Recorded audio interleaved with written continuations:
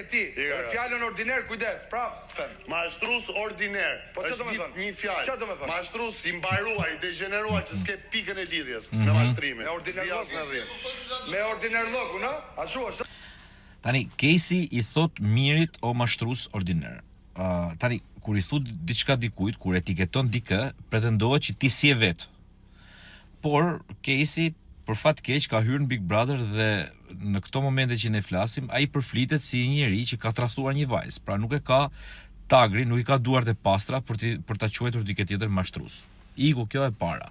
E dyta që është akoma më rëndësishme, pasi pam në Prime që ishte e gjithë pothuajse e gjithë shtëpia kundër Kristit, sot gjatë mbasdites pasi u mbyll dhoma e gjumit dhe bën mirë që e mbyllën, dhomën e gjumit se kishin ngelur gjithë ditën dhomë gjumit.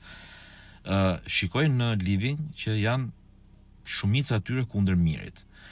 Ata nuk e kuptojnë që duke qenë të gjithë kundër një personi, i bëjnë nder atij personi.